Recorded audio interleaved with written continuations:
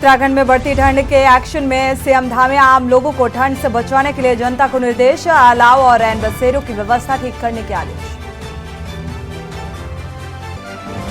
अब कैची धाम जाना होगा आसान, 12.14 करोड़ में बनेगा बाईपास, सीएम धामी ने किया ऐलान।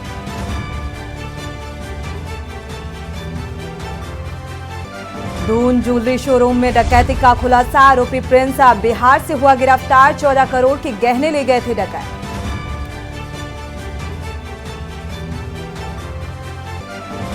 बीजेपी प्रदेश कार्यालय में लगी पदाधिकारियों की ड्यूटी, बीजेपी ने बेहतर समन्वय के लिए लिया फैसला, मुख्यालय में बैठेंगे विभिन्न प्रदेश के पदाधिकारी। जोरों पर चल रहा जंगलों को उजाड़ो अभियान और बिना परमिशन के पेड़ों को काटने का सिलसिला जारी, रहस्यमय तरीके से गायब हो रहे पेड़।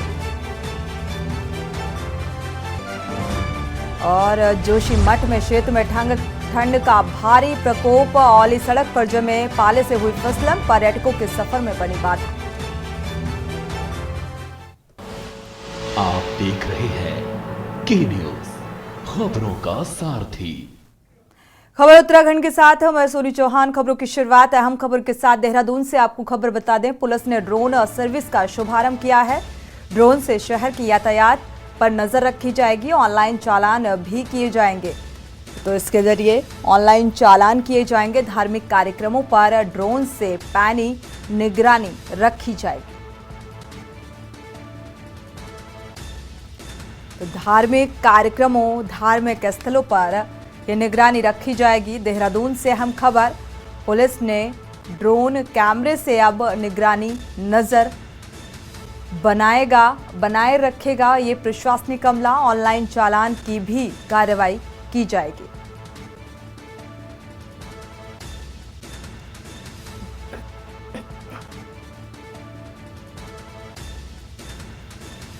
तो पुलिस ड्रोन का शुभारंभ किया गया है। यातायात व्यवस्था को चुस्त दुरुस्त करने के लिहाज से इसका शुभारंभ अब ये कितना कारगर सिद्ध होगा, ये फिलहाल देखना होगा। लेकिन यातायात और ट्रैफिक व्यवस्था को सुगम बनाए जाने को लेकर ये प्रशासनिक स्तर पर एक कदम।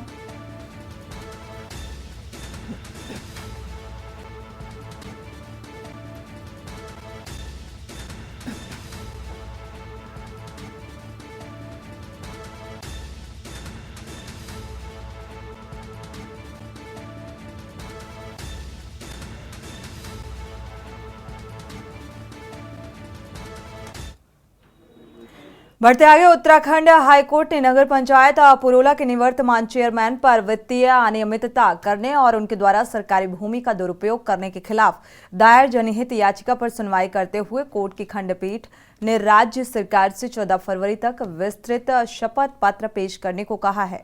आज सुनवाई पर सरकार ने अपनी रिपोर्ट में कहा है कि सरकारी भूमि का दुरुपयोग हुआ है। इस पर कोर्ट ने सरकार से एक विस्तृत शपथ पत्र पेश करने को कहा है। पुरोला के वार्ड मेंबर विनोद नौडियाल ने जनहित याचिका दायर कर कहा है कि निवर्तमान नगर पंचायत चेयरमैन ने सरकारी जमीन पर न सिर्फ अपना होटल नेगी टावर बनाया, बल्कि कई सरकारी जमीन को अधिकारियों के साथ मिलकर इधर उधर किया।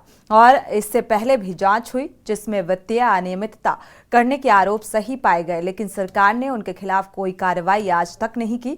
जनहित याचिका में सीबीआई या फिर एसआईटी ने जांच करने के साथ साथ दोषियों पर आपराधिक मुकदमा दर्ज करने की मांग की है। आज माननीय उच्च न्यायालय नैनीताल में नगर पंचायत पुरोला में हो रही वित्तीय अनियमितताओं व जमीन की लूट खसोट को लेकर पीआईएल की सुनवाई थी। आज माननीय उच्च न्यायालय ने पूर्व नगर पंचायत अध्यक्ष हरिमोहन सिंह जी को नोटिस जारी करते हुए उनसे जवाब मांगा है और राज्य सरकार और नगर पंचायत पुरोला से भी इस मामले में जवाब मांगा गया है। उत्तरकाशी से जहां जिलाधिकारी अभिषेक रोहेला ने गत रात्रि नगर के विभिन्न क्षेत्रों का भ्रमण कर सर्दी से बचाव के लिए अलाव की व्यवस्था का जायजा लेने के साथ साथ जरूरतमंदों को कंबल भी वितरित किए। जिलाधिकारी ने नगर पालिका परिसर में बनाए गए रैन बसेरे और निरीक्षण भी किया। खुले में रह रहे लोगों को रैन बसेरे का उपयोग करने के लिए प्रेरित किया और जिलाधिकारी ने नगर के रात्रि भ्रमण के दौरान मुख्य बाजार के साथ ही विश्वनाथ चौक, हनुमान मंदिर, केदार घाट, रामलीला मैदान आदि क्षेत्रों में जाकर खुले में रहने वाले लोगों का हालचाल पूछा और सर्दी से बचाव के लिए कंबल वितरित किए। साथ ही रैन बसेरे में ही सोने का आग्रह भी किया इन लोगों से। इस दौरान जो इच्छुक लोगों को पालिका परिसर में बनाए गए रैन बसेरे में लाकर उनके लिए गर्म बिस्तर की व्यवस्था की गई है। नहीं ठीक है, कंबल दे दें या नहीं?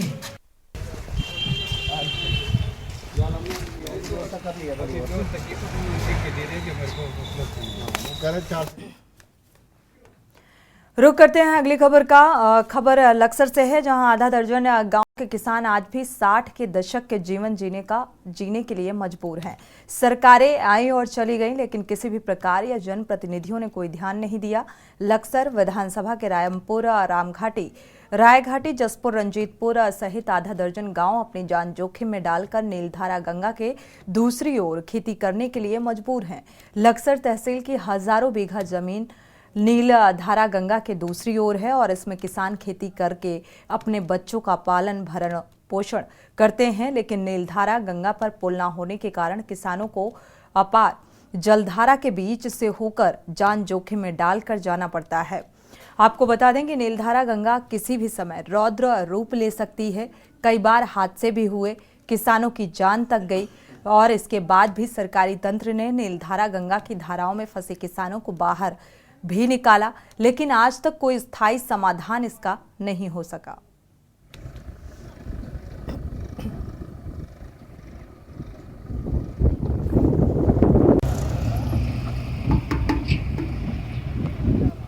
जी बहुत उठानी पड़ रही। यहाँ तो गंगा पार जब नाव से आते हैं, नाव से ही गन्ना ढोते हैं। अब देखो ये अब जो इनमें भी कम से कम बहुत पैसा लग रहा है, जो अब जो ये चला रखा है जोड़ यहाँ। अच्छा जी, कम से कम 4-5 लाख में बनायो। अब 4-5 लाख में ये साल चल जा, 2 साल चल जा, और कम से कम 50 साल से भी ऊपर हो गए होंगे, 60 साल यहाँ जो खेती गांव ढह गया था। कितनी खेती होगी सर? खेती जो यहाँ तो जी यो ऐसी होगी, कम से कम सारा एरिया बन रहा था जो हमारा जो इनका रामपुर रायगटी का 2200 बीघे के करीब बन रहा था। कितने गांव होंगे लगभग? गांव एक पिठापुरी, रायगटी, फिर धर्मनगरी, कबूलपुरी, फिर रायगटी। कोई ध्यान नहीं दे रहा, पर परेशानी था। यहाँ बरसात में भी हमें आने जाने के लिए खेती में काम करते हैं, पानी देते हैं, उसी ऐसे ही आते हैं, नाव से आते हैं या इस जोड़ से आते हैं। और जी हमारी जन्म भी नहीं था, हमारे बड़े भी यहाँ खेती कर चुके हैं और हम भी यहीं खेती कर रहे हैं। फसल कैसे लेके जानी पड़ती? फसल इसे जोड़ से लेकर जानी पड़ी सर। इधर या उत्तर प्रदेश में नहीं बेचते? इधर तो हमारा गन्ना बहुत कम जाता है जी। लक्सर मिल, हमारा लक्सर मिल से है जी 25 कॉन्टैक्ट। इधर उत्तर प्रदेश में हमारी मिल की सप्लाई नहीं है।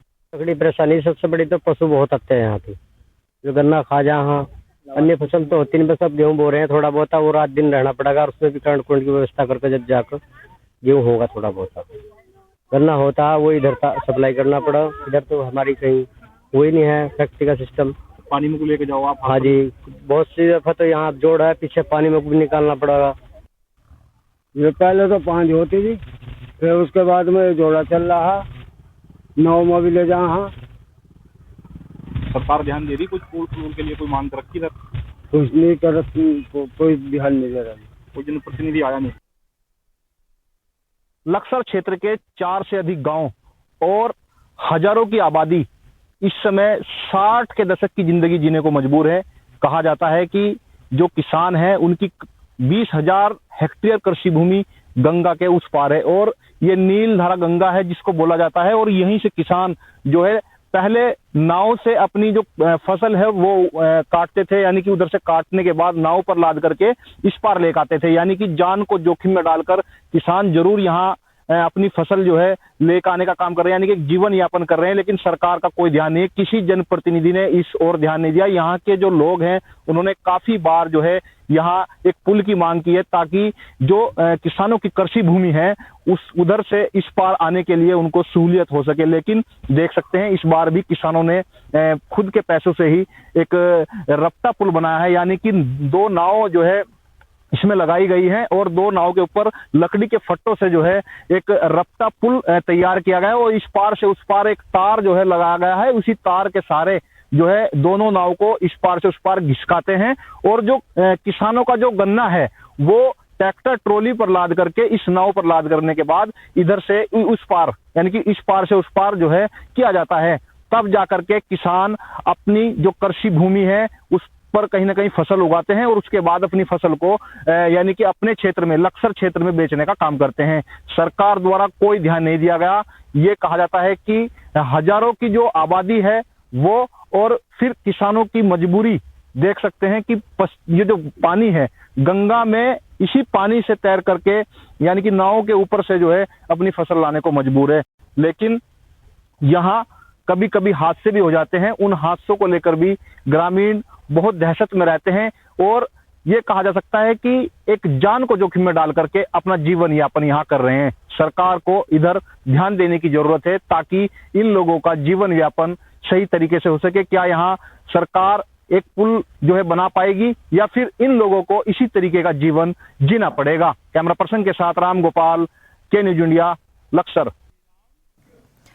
बढ़ते आगे रुक करते हैं उत्तरकाशी का, जहां के रवाई घाटी का देवलांग मेला बनाल क्षेत्र के लगभग 70 गांव का ये पौराणिक मेला है और यहां पर 2016 में इस मेले को उत्तराखंड सरकार द्वारा राजकीय मेला घोषित किया गया था। राजकीय मेले होने के बावजूद यहां पर पौराणिक सांस्कृतिक मेले में उत्तराखंड सरकार का कोई प्रतिनिधि नहीं पहुंचा, जिससे कि स्थानीय लोगों में नाराजगी भी व्याप्त है। लेकिन लोगों के अंदर अपनी पौराणिक संस्कृति के प्रति उत्साह जरूर देखने को मिला।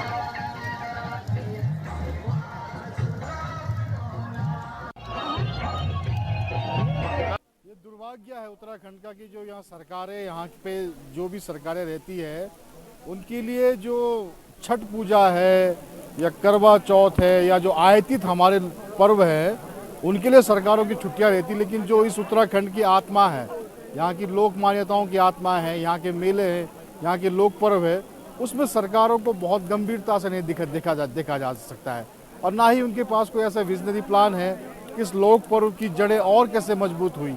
जब सरकारें भी ऐसे लोक पर्व में इन्वॉल्व होती है तो अधिकतर वो इसका स्वरूप बिगाड़ देती है। पहले तो इन्वॉल्व भी नहीं हो रही है या तो स्वरूप बिगाड़ दे रही है। तो मुझे लगता है कि उत्तराखंड की लोक संस्कृति को कैसे हम हिमाचल की तरह, कुल्लू के दशहरे की तरह जो पूरे वर्ल्ड फेमस त्योहार के रूप में आता है, कैसे हम इस देवलांग को कुल्लू के दशहरे का जैसा रूप दें, इस तरफ अभी हमारी सरकारों ने सोचना शुरू नहीं किया है।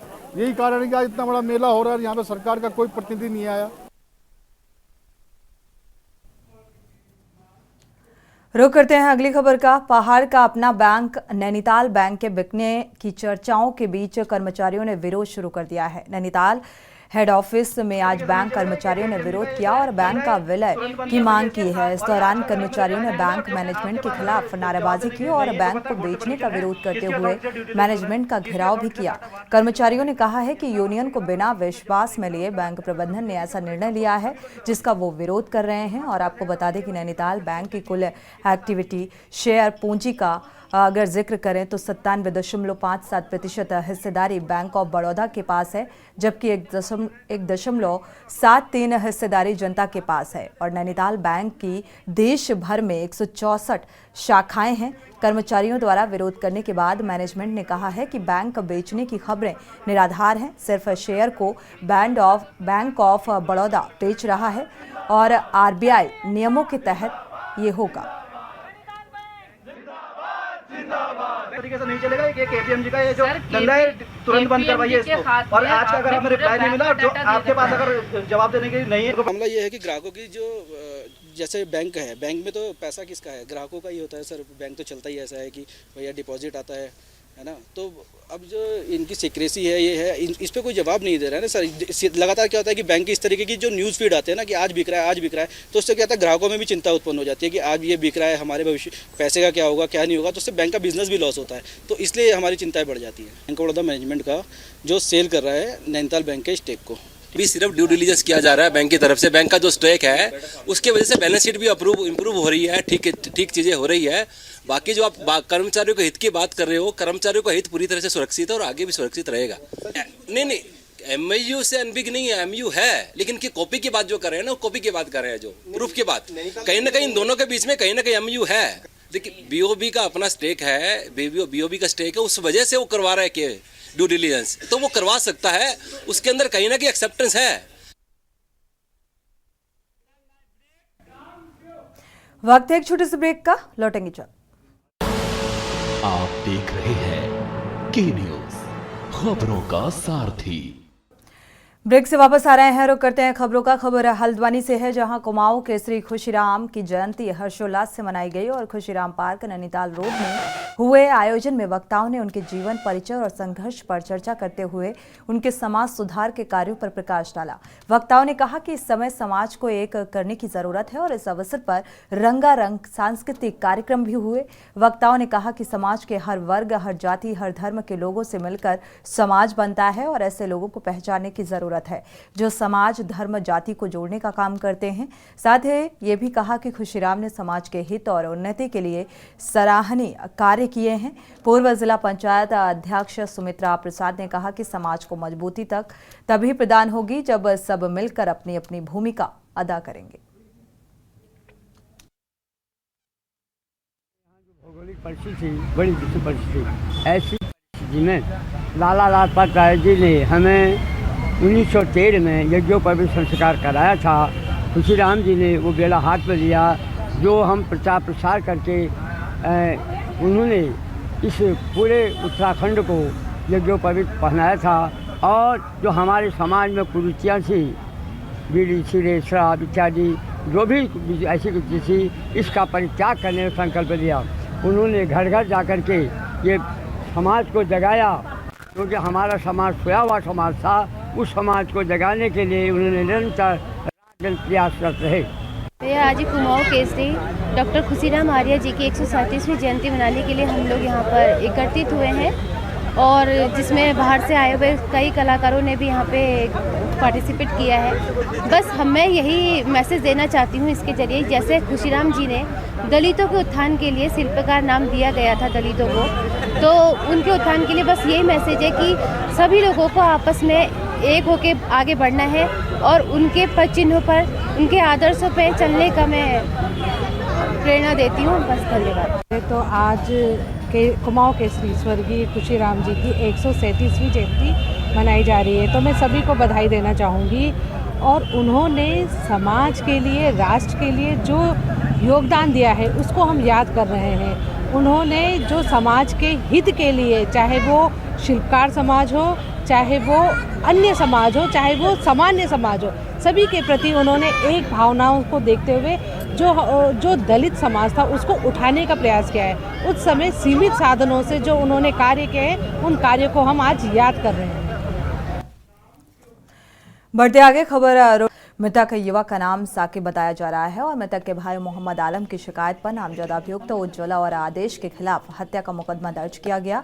एसएसपी हरिद्वार परमेंद्र डोभाल ने अभियुक्तों की गिरफ्तारी के लिए कई टीमों का गठन भी किया और आज आसफ नगर से दोनों नामजद अभियुक्तों को पकड़ने में पुलिस ने सफलता हासिल की है।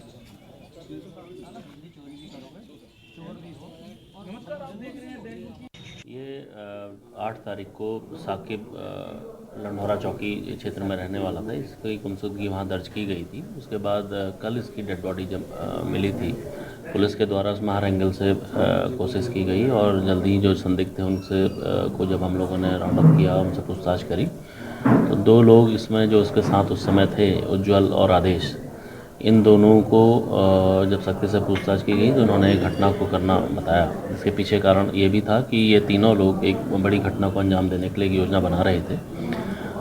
उसमें जो मृतक है वो उस घटना को करने से पीछे हट रहा था, तो कोई ये राज ना खुल जाए इसको लेके ये परेशान थे और इसी को लेकर इन लोगों के द्वारा ये हत्या इसकी करी गई थी।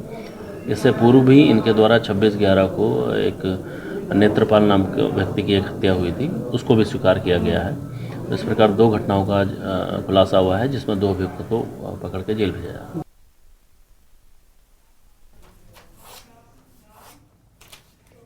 खबर उत्तराखंड में फिलहाल बस इतना ही। आगे देखिए मंथन हमारे प्रधान संपादक दुर्गेन चौहान के साथ।